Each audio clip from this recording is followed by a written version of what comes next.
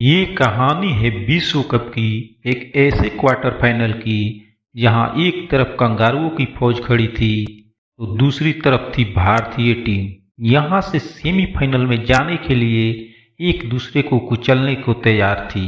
वैसे कंगारुओं का राह रुकना किसी भी टीम के लिए आसान नहीं होता है। कंगारू चाहे विश्व कप से पहले जैसे भी खेलते हो, मगर विश्व कप आते ही इनका खेल ही बदल जाता है। ये सर्वशक्तिमान बन जाते हैं। इनके आगे दूसरी टीमें कहीं नहीं ठहरती। ये मैं नहीं कह रहा हूं, ये तो इनके आंकड़े हैं जो चीख चीख कर कह रहे हैं। ये एक ऐसी अपराजय टीम है जो विश्व कप के पिछले 24 मैचों से अपराजय चली आ रही थी। जगह बदलते रहे, कारवा बदलता रहा, जो नहीं बदला वो इनकी जीत का सिलसिला। कंगारू टीम लगातार इंग्लैंड, दक्षिण अफ्रीका, वेस्ट इंडीज में अपने जीत का परचम लहराते हुए अब भारतीय सरजमी पा खड़ी थी।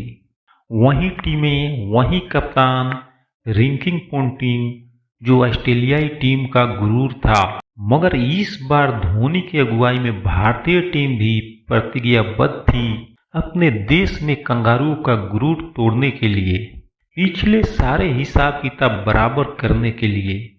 24 मार्च 2011 को अहमदाबाद के मोटेरा स्टेडियम इस जंग का गवाह बना, जहां पे दोनों टीमें एक दूसरे से टकराई।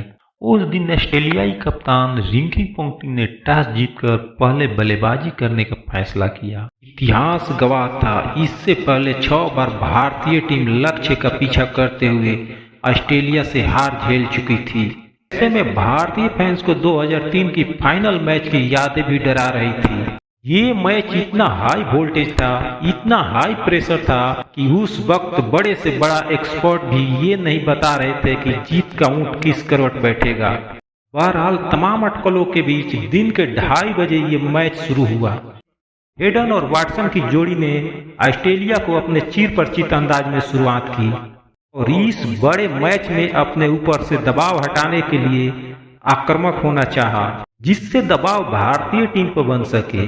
मगर इस चक्कर में वाटसन अश्विन की कैरम बॉल को समझ न सके और बोल्ड हो गए। इस तरह से वाटसन ऑस्ट्रेलिया के पहले विकेट के रूप में 25 रन बनाकर आउट हुए। मगर उसके बाद पोंटिंग ने हेडन के साथ मिलकर ऑस्ट्रेलियाई पारी को संभाल लिया और दोनों स्कोर बोर्ड को आगे बढ़ाते रहे। मगर दोनों उस गति से रन नहीं बना रहे थे जिसकी ऑस्ट्रेलिया की जरूरत थी। इस रन रेट को तेज करने के चक्कर में मैथ्यू हेडन 110 रनों के स्कोर पर आउट हो गए। उसके कुछ ही देर बाद माइकल क्लार्क भी 8 रन बनाकर चलते बने। अब इस दबाव भरे क्षण में माइकल हंसी अपने कप्तान पोंटिंग का साथ देने की कोशिश कर रहे थे। तभी जहीर खान ने हंसी को बोल्ड कर ऑस्ट्रेलिया को जोरदार झटका दिया। हंसी के आउट होते ही ऑस्ट्रेलियाई खेमे में हलचल बढ़ गई और ऑस्ट्रेलिया के ऊपर संकट के बादल मंडराने लगे। अब तक 34 ओवर हो चुके थे और स्कोरबोर्ड पर मात्र 150 रन ही टंगे थे। परेशानी ये थी कि कप्तान तो कप्तानी पारी खेल रहे थे, मगर पोंटिंग का साथ दूसरे तरफ से नहीं मिल रहा था। ऊपर से 3 विकेट जल्दी जल्दी निकल जाने से ऑस्ट्रेलियाई रन रेट और भी गिरता चला गया। रही सही कसर जहीर खान ने कैमरून वाइट को 190 के स्कोर पर आउट कर पूरा कर दिया। विकेट गिरते जा रहे थे, मगर ऑस्ट्रेलियाई कप्तान धैर्य और साहस के साथ अपने पारी को आगे बढ़ाता जा रहा था। ऑस्ट्रेलियाई कप्तान ऑस्ट्रेलिया का गुरूर था और ये गुरूर टूटने न पाए, इसके लिए पोंटिंग अपने कार्य को अंजाम देने में लगा था। पोंटिंग के इस मकसद में डेविड हैसी ने साथ दिया और अपने कप्तान के साथ मिलकर काउंटर अटैक किया और 26 गेंदों में तेजी से 38 रन बनाए। अब तक इस पूरे टूर्नामेंट में रिंकी पोंटिंग का बल्ला खामोश था, मगर सही समय पर इस बड़े मैच में 104 रनों की जुझारू पारी खेलकर अपने टीम को 260 रनों तक पहुंचा दिया। अब ये ऑस्ट्रेलिया के 260 रन 300 रन से कम नहीं थे। 261 रनों के लक्ष्य का पीछा करते हुए सचिन और सहवाग की सलामी जोड़ी ने तेज शुरुआत की, जिसका खमियाजा 8वें ओवर में वीरेंद्र सहवाग को भुगतना पड़ा। वाटसन की गेंद को हंसी के हाथों में दे मारे। यहाँ भारत का स्कोर 44 रन था। सचिन और गंभीर ने खेल को आगे बढ़ाया। इन दोनों के बीच दूसरे विकेट के लिए 50 रनों की साझेदारी हुई। और सब कुछ ठीक चल रहा था, तभी सचिन 53 रन बनाकर आउट हो गए। अब गंभीर और कोहली की जोड़ी ने खेल को आगे बढ़ाया और दोनों के बीच 49 रनों की महत्वपूर्ण साझेदारी हुई। अभी कोहली भी आउट हो गए। कोहली के आउट होने से गंभीर पर प्रेशर बढ़ने लगा और गंभीर लगातार 3 बार रन आउट होते होते बचे। मगर इस बड़े मैच में दबाव इतना ज्यादा था कि अगले ही क्षण गंभीर 50 रन के निजी स्कोर पर रन आउट हो गए।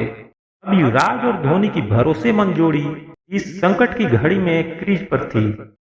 मगर 187 के स्कोर पर धोनी भी अपने टीम को मझधार में छोड़कर चले गए। तो यहाँ से भारत को जीत के लिए 75 गेंदों में 74 रन की जरूरत थी। ये मैच अब एक ऐसे मोड़ पर आ खड़ा था जहाँ पे भारत के सालों की मेहनत पर पानी फिर सकता था और लाखों क्रिकेट फैंस के दिल चकनाचूर हो जाने थे। ऐसे में अब स्टेडियम के अंदर और बाहर दुआओं और मिन्नतों की सिलसिला जारी था। तो इस मुसीबत की घड़ी में ना तो क्रिकेट के भगवान थे, ना विस्फोटक सहवाग थे, ना ही धोनी की चतुराई थी। ऐसे में युवराज और रैना के कंधों पर करोड़ों देशवासियों के उम्मीदों और आकांक्षाओं की बोझ था। ऐसे में युवराज सिंह ने एक बार फिर रैना के साथ मिलकर मोर्चा संभाल लिया और दोनों ने कंगारुओं पर प्रहार करना शुरू किया। अब पोंटिंग के सारे अस्त्र शस्त्र फेल होते जा रहे थे और पोंटिंग की बेचैनी बढ़ती जा रही थी। फिर 48वें ओवर की चौथी गेंद पर वो क्षण भी आया जब गेंद सीमा रेखा के पार चली गई और भारत ने इस मैच को 5 विकेटों से जीत लिया। अब कंगारू और पोंटिंग का चेहरा देखते बनता था, क्योंकि कंगारुओं का गुरूर टूट चुका था और लगातार चौथी बार विश्व कप जीतने का सपना भी चकनाचूर हो चुका था।